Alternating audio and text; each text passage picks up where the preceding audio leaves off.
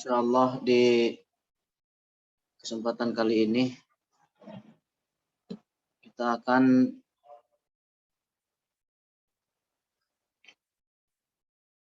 sama-sama mempelajari tentang tips atau kiat-kiat di dalam membangun rumah tangga yang sakinah, mawaddah, warahmah.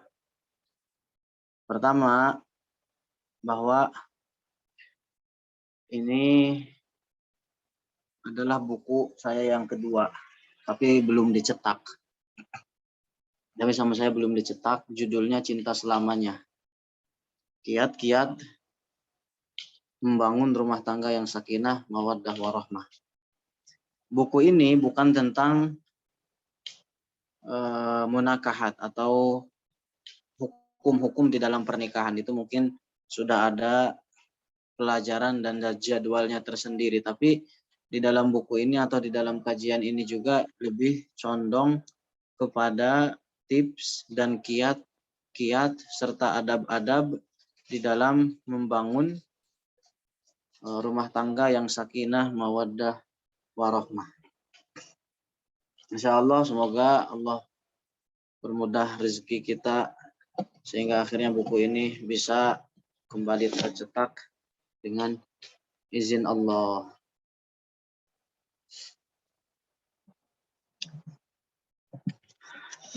Kita mulai. Bismillahirrahmanirrahim. Segala puji bagi Allah Subhanahu wa taala. Salawat dan salam semoga tetap tercurah limpahkan kepada baginda Nabi Muhammad sallallahu alaihi wasallam. Menikah adalah suatu kebahagiaan.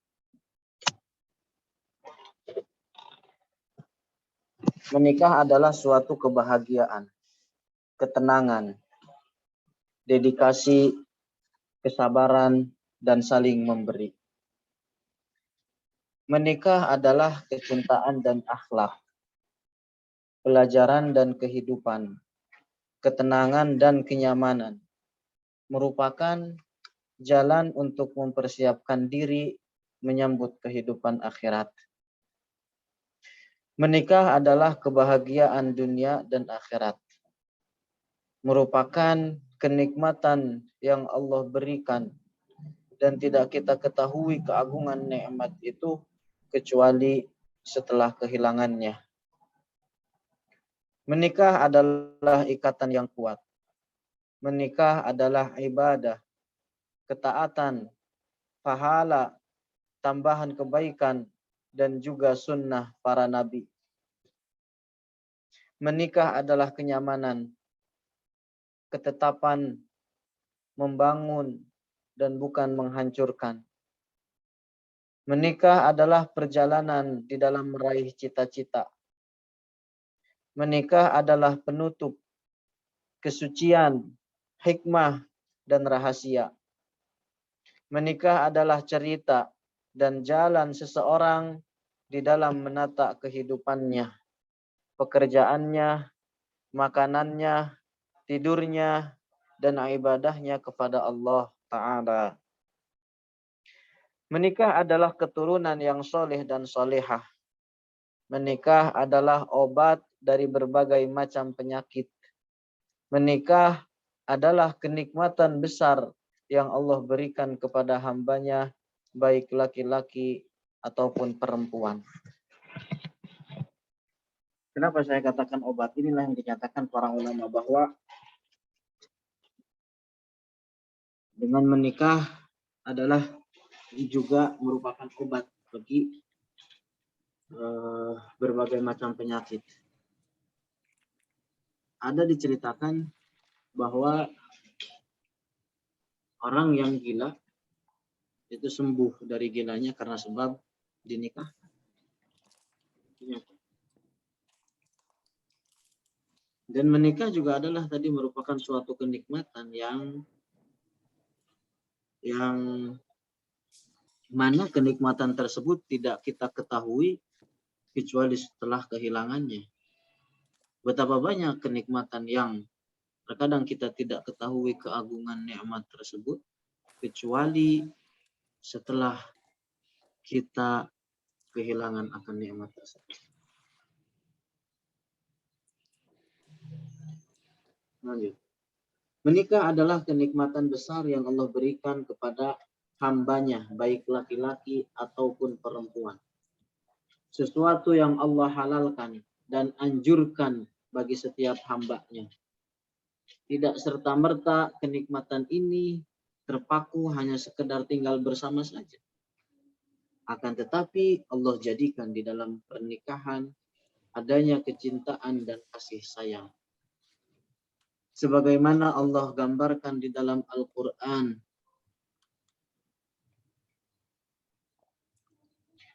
Firman Allah Subhanahu wa ta'ala, "Wa min ayatihi an khalaqa lakum min anfusikum azwajan litaskunu ilaiha wa ja'ala bainakum mawaddatan wa rahmah.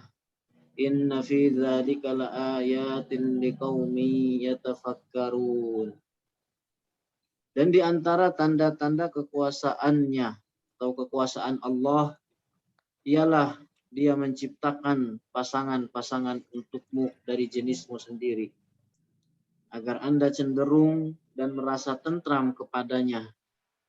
Dan Dia menjadikan di antaramu rasa kasih sayang. Sungguh pada demikian itu benar-benar terdapat tanda keagungan Allah bagi kaum yang berpikir.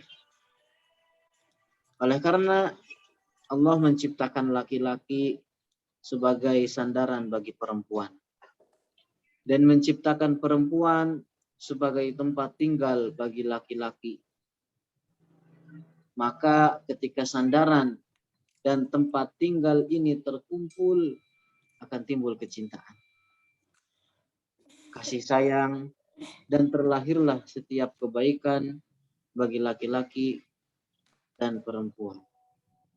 Karena sesungguhnya hakikat dari pernikahan adalah bagaimana saling mengisi satu sama lain dengan kebahagiaan.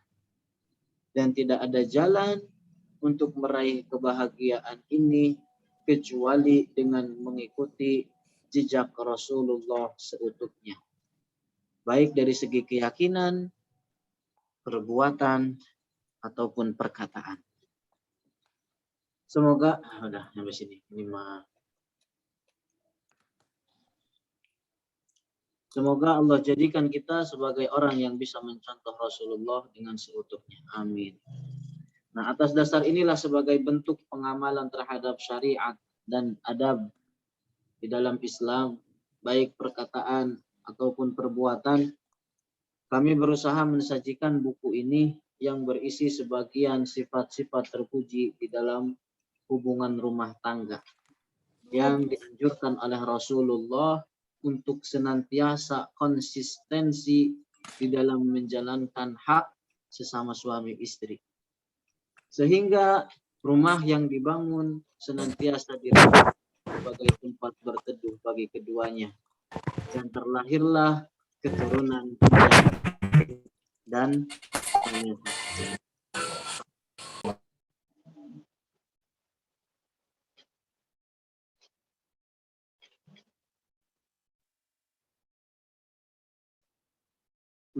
hak dan kewajiban seorang hak seorang suami, hak dan kewajiban seorang suami, hak dan kewajiban seorang suami. Di dalam Sahih Bukhari dari sahabat Abdullah ibn Amr bahwasanya Rasulullah Shallallahu Alaihi Wasallam bersabda, "Wahai Abdullah, bukankah sudah aku kabarkan bahwa Anda seorang yang senantiasa puasa di siang hari dan sholat di malam hari?" Jadi Abdullah ibn Amr ini orangnya senantiasa puasa di siang hari dan senantiasa sholat di malam hari. Lalu Abdullah pun menjawab, "Iya, wahai Rasulullah." Kemudian Rasulullah pun berkata, "Jangan lakukan. Akan tetapi berpuasa dan berbukalah, sholat dan tidurlah. Karena sesungguhnya jasadmu juga memiliki hak, karena kedua matamu juga memiliki hak, dan karena istrimu juga memiliki hak. Sebagaimana seorang istri memiliki hak atas suaminya, begitu juga seorang suami memiliki hak atas istrinya. Dan tidaklah sepasang suami istri saling merasa bahagia, serta tidak akan pernah terbangun hubungan yang harmonis di antara keduanya, kecuali dengan saling menjalankan hak antara atau hak di antara keduanya, di antara hak satu sama lain. Maka keharmonisan suatu hubungan rumah tangga itu akan didapat ketika sepasang suami istri saling mengetahui masing-masing hak di antara keduanya, serta menjalankan hak tersebut dari kedua belah pihak dengan mengindahkan pergaulan di antara keduanya. Kemudian ada beberapa hak dan adab yang ditekankan di dalam syariat agar senantiasa diperhatikan oleh sepasang suami istri demi keharmonisan hubungan rumah tangga di antara keduanya, sehingga terpupuk rasa cinta dan kasih sayang. Di antara adab dan akhlak tersebut adalah berperilaku dengan penuh lembut dan kasih sayang terhadap suami dengan menjalankan setiap haknya dan mentaati setiap perintah suami di dalam ketaatan kepada Allah dan Rasul-Nya.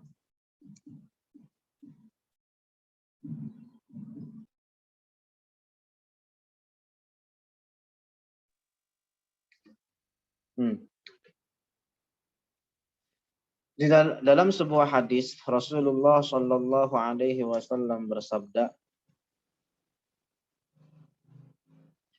"A'zamun nasi haqqan 'alal mar'ati zawjuha." Rawahul Hakim. Maknanya bahwa seorang yang paling memiliki hak agung atas seorang perempuan adalah suaminya. Jadi ketika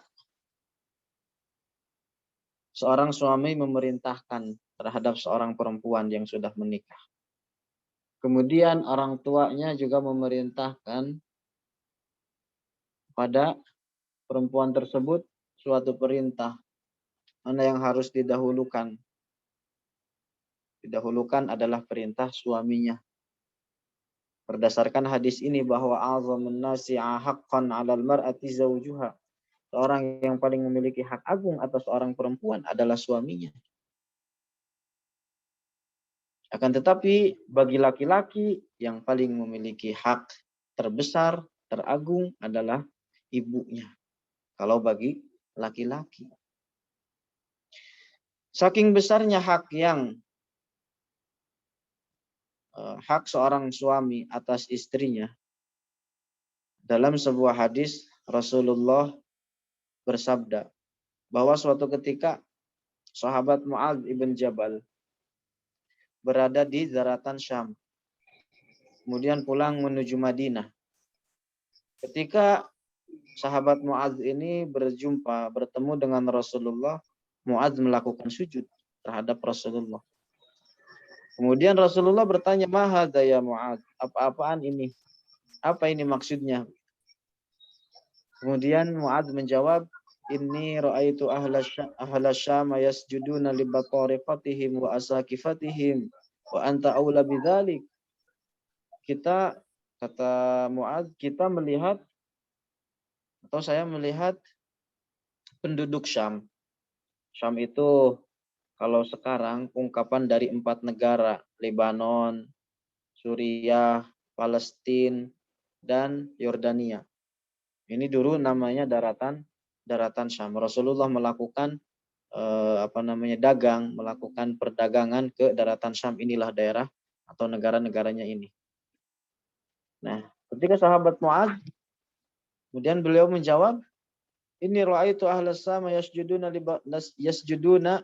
ra'aitu ahla Syam yasjuduna li batariqatihim wa asakifatihim wa anta aula bidzalik."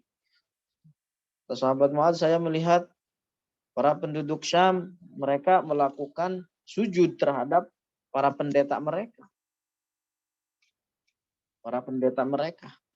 Wa anta aula bidzalik, sedangkan engkau lebih utama, lebih berhak untuk dilakukan hal seperti itu. Kemudian Rasul menjawab, la taf'al. Jangan lakukan itu. Jangan sujud. Jangan lakukan sujud tersebut. Lau kuntu amuru ahadan ayyasjuda li ahadin la amaratul mar'ata an tasjuda li zawjiha. Kalau seandainya saya perintahkan seseorang untuk bersujud kepada yang lainnya, maka akan saya perintahkan seorang istri untuk bersujud kepada suaminya. Kenapa? Karena saking besarnya hak yang dimiliki atau besarnya hak seorang suami atas istrinya. Atas istrinya. Bahkan kemarin ada diceritakan bahwa ada seorang sahabat ketika tahu besarnya hak besarnya hak suami atas seorang istri, sahabat tersebut tidak mau menikah. Tidak mau menikah karena takut, khawatir dirinya tidak bisa menunaikan apa yang menjadi hak suaminya tersebut. Jawabannya kan demikian, tidak bisa menunaikan apa yang menjadi hak suaminya tersebut. Kemudian dalam hadis yang lainnya,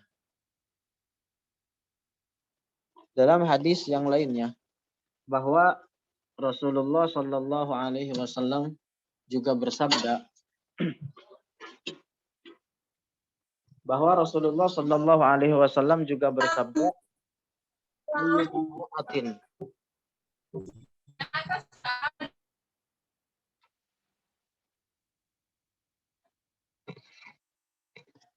dalam hadis yang lain bahwa Rasulullah juga bersabda ayyumamra'atin matat wa zawjuha anha radin dakhalatil jannah. Jadi tidaklah seorang istri meninggal dan suaminya ridho atas dirinya kecuali masuk ke dalam surga. Ini juga merupakan busyra, kabar gembira bagi seorang istri yang benar-benar taat dan suaminya ridho atas dirinya. Maka seorang istri yang cerdas adalah dia yang senantiasa memperhatikan dan menjalankan setiap hak suaminya. Di dalam Al-Quran, Allah Subhanahu wa Ta'ala berfirman, Ar-rijalu qawwamuna 'alan nisa'i bima faddalallahu ba'dahum 'ala ba'd wa bima anfaqu min amwalihim. Maknanya bahwa laki-laki atau suami itu qawwamuna 'alan nisa, sebagai pelindung bagi perempuan atau bagi istri.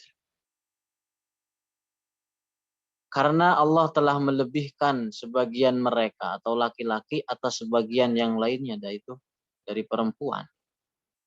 Dan karena mereka atau laki-laki telah memberikan nafkah dari hartanya, wa bima anfaqu min amwalihim. Kemudian Allah menjadikan laki-laki lebih kuat dari perempuan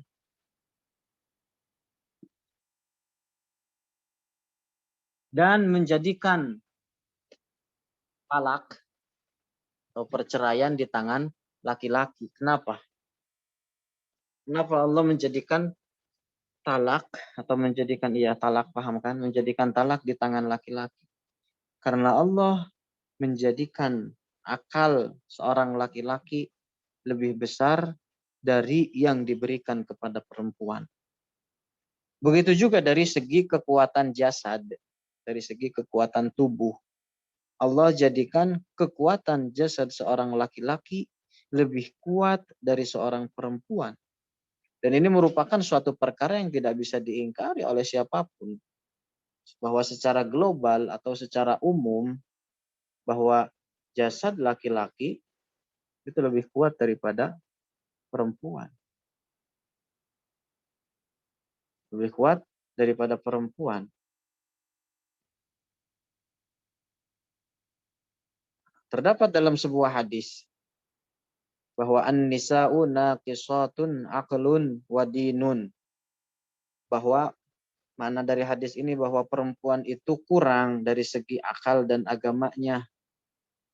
Jadi makna hadis ini perlu dipahami secara betul, secara benar, bahwa makna dari hadis ini adalah secara global. Maknanya secara global, secara umum bahwa perempuan kurang secara akal dan agamanya dibandingkan laki-laki. Meskipun demikian ada sebagian individu dari perempuan yang secara akal lebih kuat daripada laki-laki. Jadi yang dimaksud di dalam hadis ini adalah secara global. Karena kita menyaksikan bahwa ada sebagian individu dari perempuan yang secara akal mereka lebih kuat dari laki-laki. Nah, maka yang dimaksud di dalam hadis ini bukanlah cacian bagi perempuan. Akan tetapi dari segi bahwa seorang perempuan tidak bisa mendapatkan pahala secara utuh sepanjang tahun sebagaimana hal ini bisa diraih oleh laki-laki. Karena sebab apa? Perempuan dilalui oleh haid, dilalui oleh nifas. Kenapa kok hadis ini menjelaskan bahwa perempuan itu kurang dari segi akal dan agamanya? Bukankah persaksian seorang perempuan itu setengahnya dari persaksian laki-laki? Disitulah kurangnya akal seorang perempuan. Bukankah seorang perempuan tidak akan pernah bisa meraih pahala sholat selama 1 tahun? Sebagaimana hal ini bisa diraih oleh laki-laki. Disitulah kurangnya agama dari seorang perempuan. Itu dalam hadis seperti itu dijelaskan. Kemudian dalam Al-Quran Allah Subhanahu wa Ta'ala juga berfirman, walirrijali 'alaihinna darajah, dan bagi para laki-laki atau suami mempunyai kelebihan di atas perempuan atau di atas istri.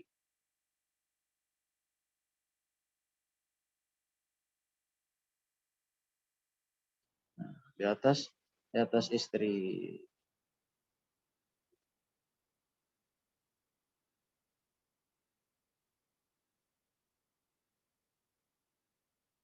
Makanya dari penjelasan ayat yang tadi, Allah memberikan kesimpulannya, Allah memberikan kelebihan kepada laki-laki dibandingkan perempuan.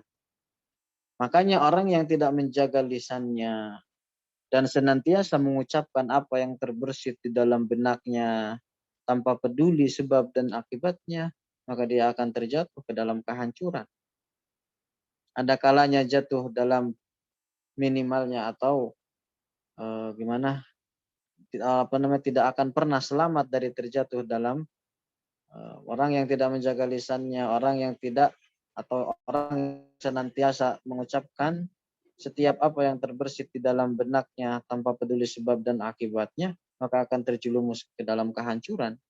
Ada kalanya terjatuh ke dalam perbuatan kekufuran, maksiat, atau perbuatan yang makruh. Maka dari segi akal, laki-laki lebih kuat. Begitu juga dari segi kekuatan tubuh, kekuatan jasad. Begitu juga dari segi kesabaran. Laki-laki lebih kuat dari perempuan. Secara umum, laki-laki lebih kuat dari segi kesabaran dibandingkan orang perempuan. Ini perkataan saya, bukan perkataan saya. Jadi nanti itunya, jangan kepanasan perempuan. Slow. Maryam adalah seorang perempuan yang memiliki derajat yang tinggi menurut Allah. Ketika dituduh oleh orang-orang melahirkan Nabi Isa, ketika dituduh oleh orang-orang ketika melahirkan Nabi Isa dari hasil zina, beliau berkata, kalau seandainya aku dimatikan sebelum tuduhan semua ini. Beliau mengatakan demikian. Sayyidat Maryam merupakan 5 perempuan yang paling afdol. 5 perempuan yang paling afdol. Beliau mengatakan ketika mendapat tuduhan zina, beliau mengatakan kalau seandainya aku dimatikan sebelum tuduhan semua ini, maka dari segi kesabaran, kekuatan jasad, akal laki-laki lebih kuat dari perempuan. Akal laki-laki lebih kuat dari perempuan. Dan ini telah disaksikan oleh Al-Quran dan mereka yang berpikir secara jernih dan benar. Firman Allah Subhanahu wa taala, "Walirrijali 'alaihinna darajah." Walirrijali 'alaihinna darajah. Bukankah seorang suami dibebani untuk menafkahi istrinya? Gitu. Suami dibebani untuk menafkahi seorang istri. Untuk apa tujuannya? Oleh karena seorang suami memiliki kepemimpinan atas istrinya. Dengan demikian, seorang istri wajib untuk mentaati setiap perintah suaminya di dalam ketaatan kepada Allah.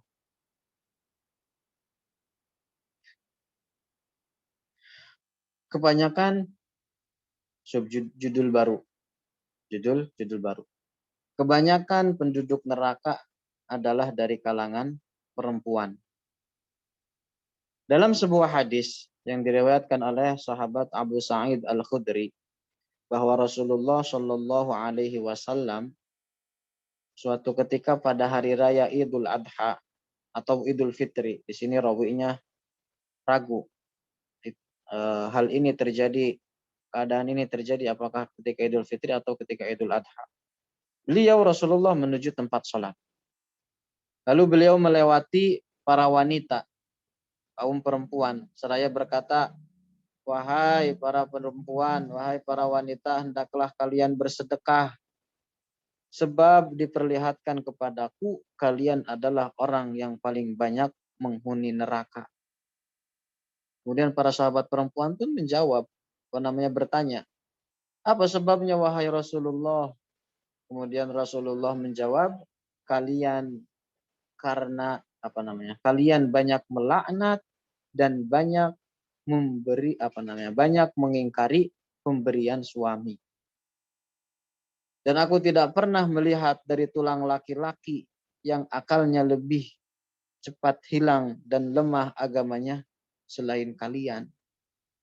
Kami bertanya lagi, perempuan tersebut, artinya perempuan sahabat tersebut, para sahabat tersebut dari kalangan perempuan bertanya lagi kepada Rasulullah, "Wahai Rasulullah, apa tanda dari kurangnya akal dan lemahnya agama kami?" Dalam hadis ditanya begitu. Beliau menjawab, "Bukankah persaksian?" Dulu.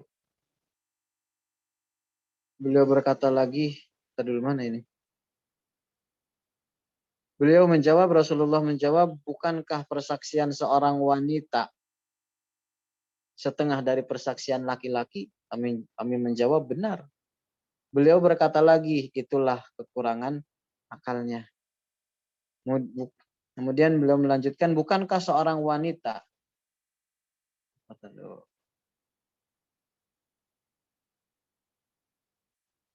Dan bukankah seorang wanita bila sedang haid dia tidak melaksanakan sholat dan puasa? Kami menjawab, "Benar." Beliau berkata, "Disitulah kekurangan agamanya perempuan."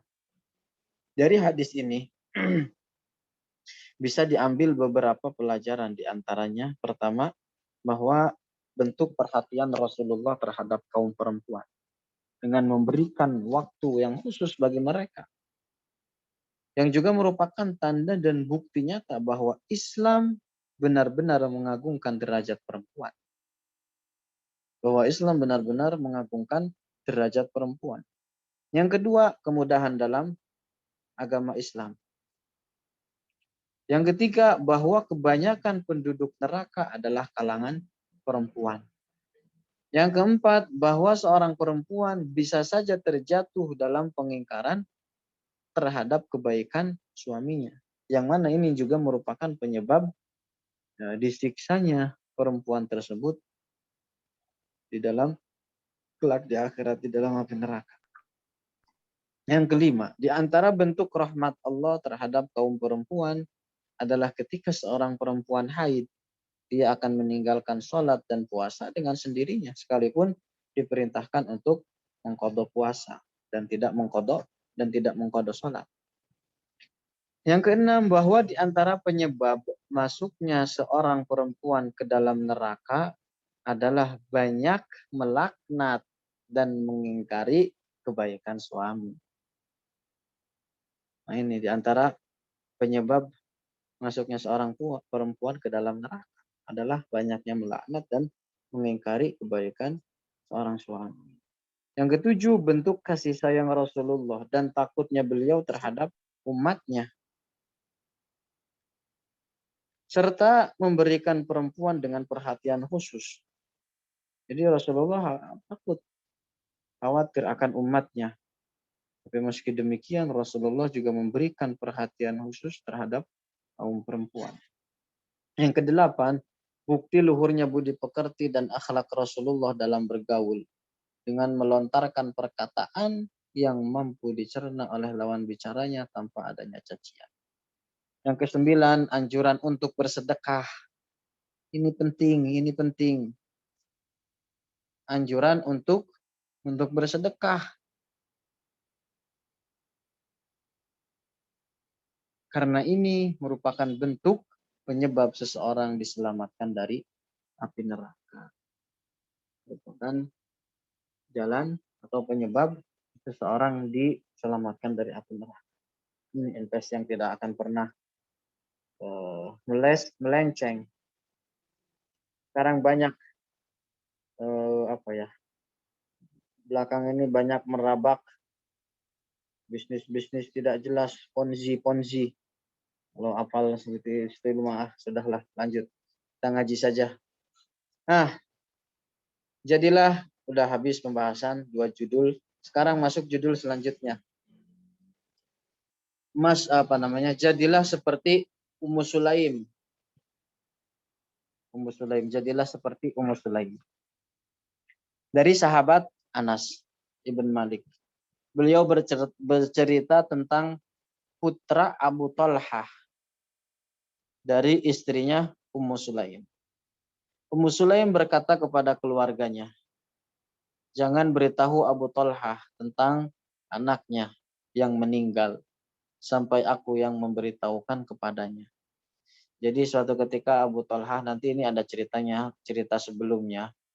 Nanti ada dibahas di judul yang lainnya, bahwa tentang mahar terbesar yang pernah dicatat oleh sejarah.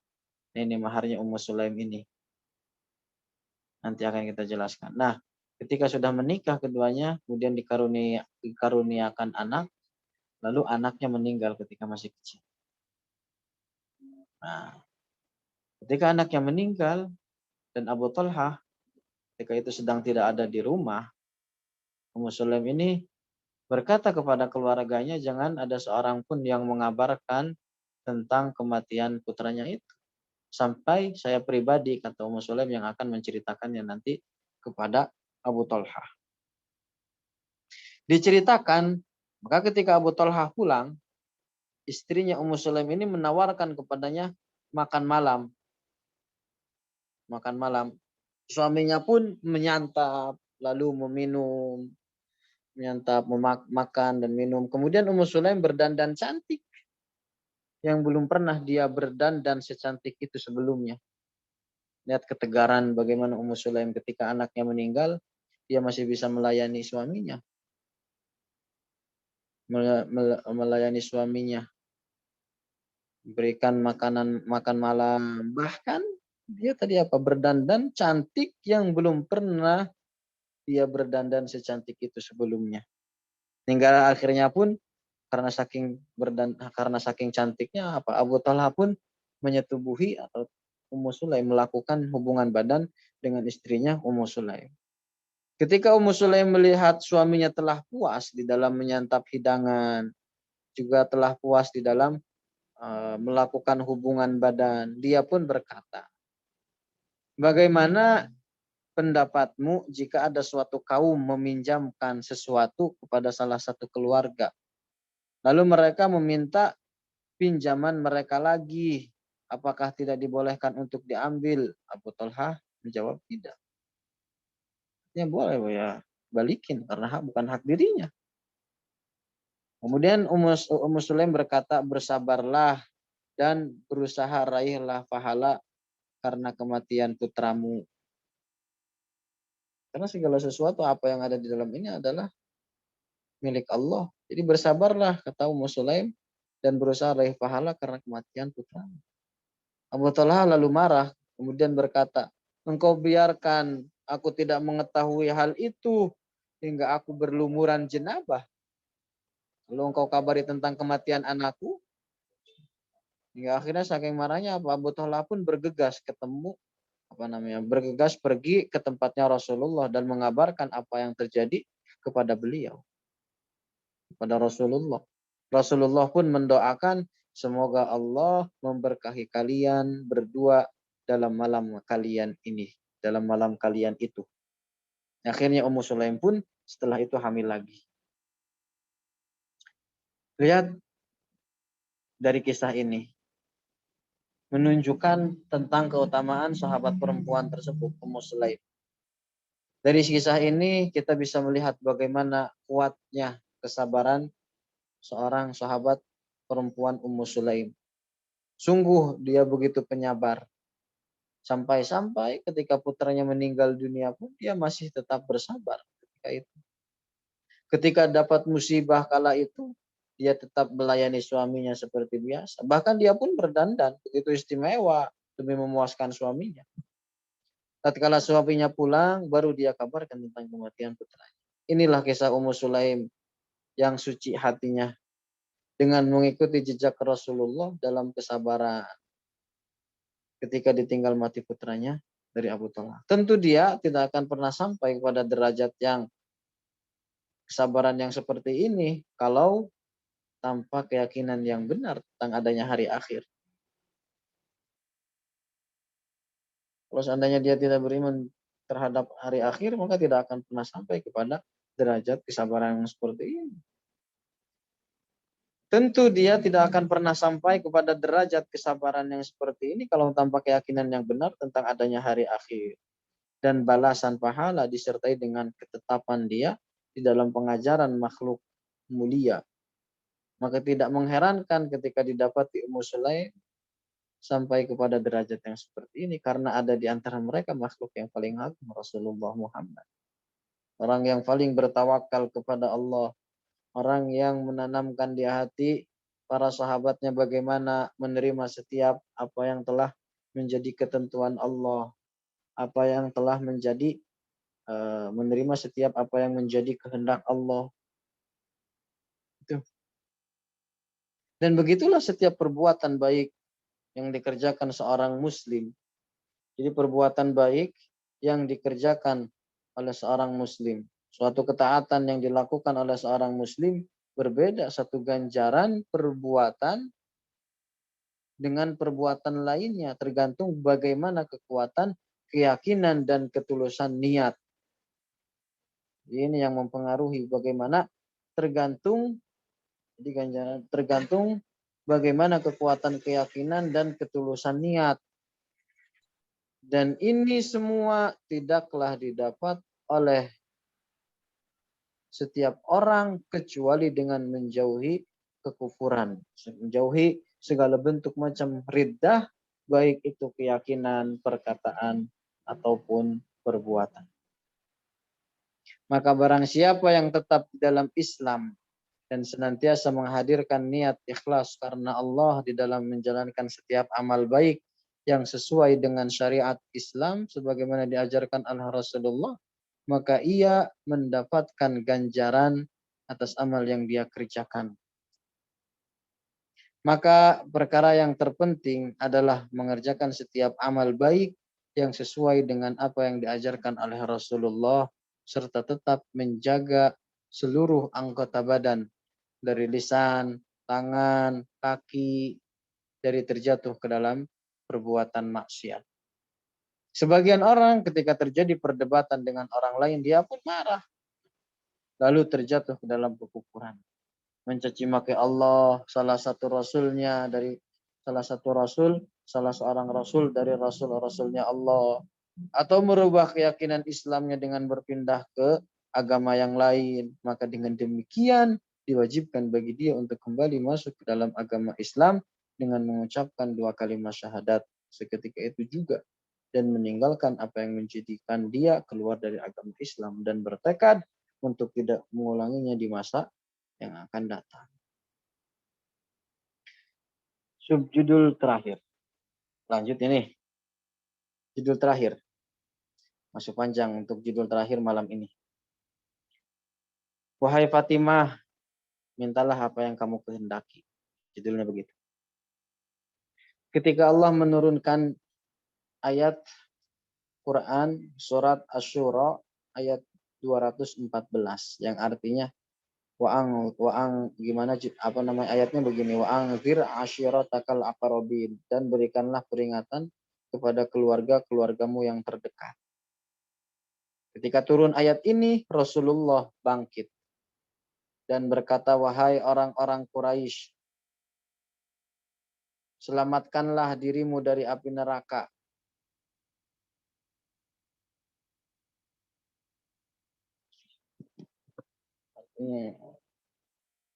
Dia gitu dalam hadisnya. Ya, gimana dalam hadisnya? Ya ma'asyara Quraisy, istaru anfusakum la ughni ankum minallahi syai'a. Jadi istaru kalau terleknya begitu.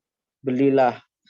Apa yang dimaksud adalah selamatkan diri kalian dari api neraka.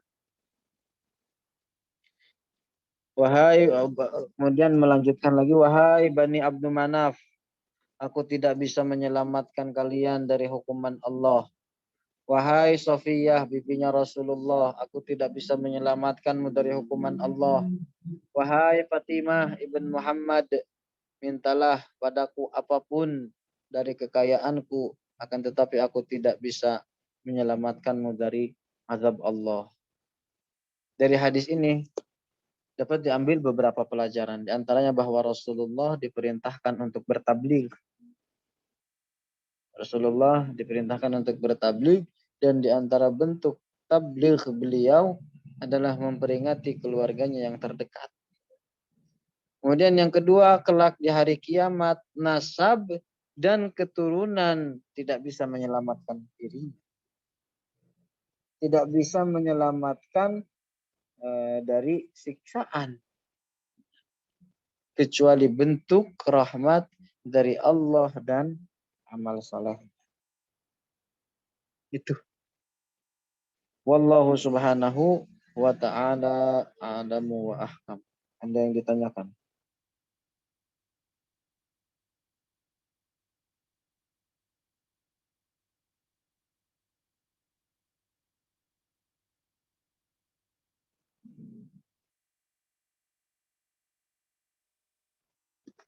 Kalau tidak ada, saya tutup. Barakallahu fikum. Assalamualaikum ilaikum. Akramakumullah. Zadakumullahu ilman wa hilman. Yang kuabikumullah. Assalamualaikum.